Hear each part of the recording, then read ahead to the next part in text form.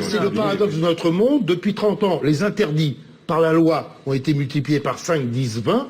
Mais en revanche, ce qu'on s'interdit à soi-même a été réduit par 5, 10, 20. Bon. Et la deuxième affaire, elle aurait jamais existé. Pourquoi? Parce qu'on l'aurait jamais su. Tout simplement. À l'ensemble de la classe politique. Tous pourris. Non, ce qui est quand même absolument scandaleux, si on réfléchit bien. C'est quand même absolument scandaleux. C'est absolument injuste. Vous allez m'expliquer que c'est bien et que c'est normal parce que c'est la preuve que la classe politique, ils sont tous pareils. Mais non, ils sont pas tous pareils. 98% d'entre eux, 99,9%, ils payent leurs impôts, dans les campagnes, ils font leurs déclarations, etc. Des gens qui s'enrichissent. Oui, mais pas que dans les petites mairies. Mais arrêtez. Plus vous grimpez, plus le pouvoir est grand, plus la corruption est grande et généralisée. Bah ça par définition. Oui, mais attendez, oui, c'est comme si vous m'expliquiez que plus je suis grand, plus je peux sauter haut en hauteur. Ça vous fait pas de mal d'apprendre des choses de bon sens. Non, mais ça. Donc, non, mais quand vous laissez, vous êtes d'accord avec moi que 95% des parlementaires sont des gens honnêtes? Non, je ne dis pas ça. Moi, je fais pas de généralisation. Non, est-ce que d'abord, je ne dis pas qu'ils sont honnêtes. C'est pas une généralisation. Plus ça monte, moins ils sont honnêtes. Je dis simplement. Ah oui, d'accord. Non, je dis que la probabilité. À part cette loi d'une banalité affligeante, 95%. Mais je préfère une vérité banale à un mensonge qui serait extravagant. Mais ça n'est pas un mensonge que, c'est un mensonge que de laisser entendre. C'est un mensonge de laisser entendre. Tous les deux en même temps. Olivier Duhamel, allez-y. De laisser entendre que 95% des politiques. J'ai utilisé ce chiffre. Non. Mais d'accord. C'est un mensonge de laisser entendre que la plupart des politiques sont corrompus. J'ai pas dit ça. Non, vous n'avez pas dit ça, mais beaucoup de gens le disent et les Français le pensent. Et je ne parle pas qu'à vous là, je parle aux gens qui disent cela et qui le pensent. Et je leur dis parce qu'il faut le dire, même si c'est pas populaire, je le dis. Dire cela, c'est dire une chose mensongère, c'est dire une chose profondément injuste pour les gens qui font cette tâche, qui a quand même beaucoup d'inconvénients, comme l'a dit Nathalie Saint-Cric, pour peu d'avantages qui est de la politique. Je le dis d'autant plus que je n'en fais pas, et pour cause. Et que si on continue comme ça, il faudra très peu, et seulement pour l'Europe, à tort certainement, mais très peu et exclusivement pour ça. Et j'ai tout fait pour ne pas en faire ni avant ni après. Mais de toute façon, c'est pas mon cas qui est intéressant ici.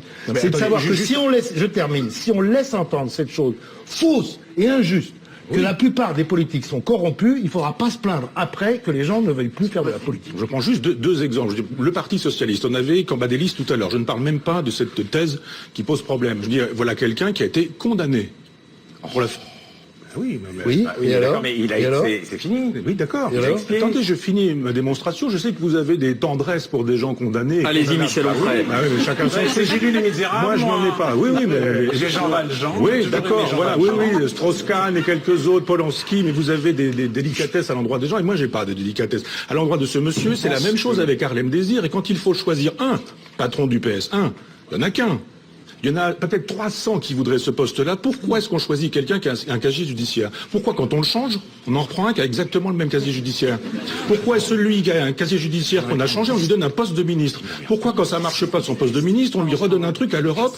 Pourquoi est-ce que, etc. Pourquoi, quand on a le choix entre un nombre incroyable de gens qui sont susceptibles d'avoir le poste, on va choisir un type qui paie pas ses impôts alors qu'il y en a 200 qui avaient envie de ce poste de secrétaire et qu'on va choisir un corrompu? On choisit un corrompu. Je n'ai pas dit que tout le monde était corrompu. Mais ils ne savaient pas qu'ils payaient pas ses impôts. Alors c'est dangereux. Alors c'est dangereux parce que ça veut dire que le chef de l'État, quand il choisit ses ministres, il ne sait pas qui il choisit. Tous les politiques sont forcément déconnectés. Je dis que le système, comme il fonctionne actuellement, fonctionnait très bien avec un général de Gaulle qui était un lecteur de Racine et de Corneille, et que la Constitution de 58 était faite pour des gens de cet acabit.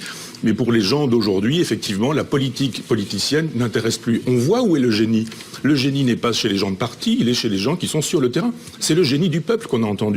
Des gens qui disent, voilà, moi je suis travailleuse, je suis syndicaliste, moi je suis chef d'entreprise. Et quand on dit ça aujourd'hui, dans une société de technocrates, de techniciens, d'énarques, il nous a fait un oral d'ENA, Hollande tout à l'heure.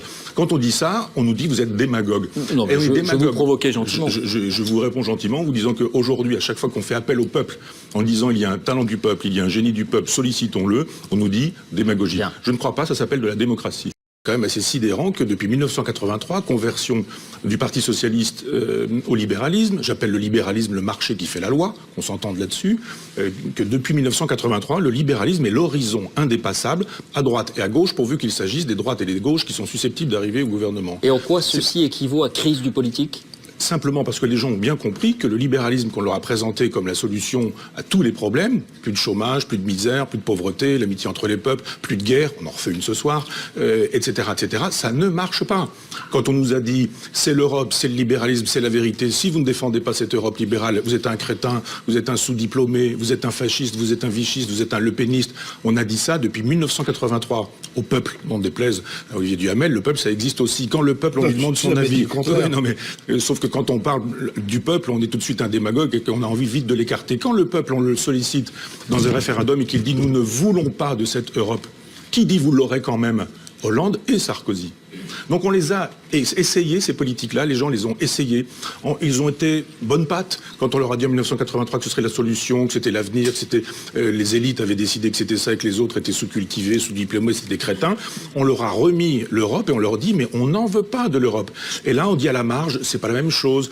Sarko c'est pas Hollande, Hollande c'est pas, je sais pas moi, Balladur, on peut remonter très loin, qui n'est pas Rocard, qui n'est pas... C'est la même chose. François Bayrou vous a pas laissé son code du travail parce qu'il aurait pu le passer à Michel Onfray pour lui montrer que la France ultralibérale... Ah, je suis d'accord. Non, alors, ça c'est une honte pour les travailleurs. Ah, non. C'est un geste obscène de la part de François Bayrou. C'est un code qui les protège, les travailleurs. Alors ça protège probablement les travailleurs et ça doit gêner beaucoup de chefs d'entreprise. Mais ceci dit, cette façon de dire, voilà, la Suisse... qui est devenu incompréhensible, pas respecté. Mais c'est le propre de tous les codes, vous savez bien, mais vous enseignez le droit, vous savez bien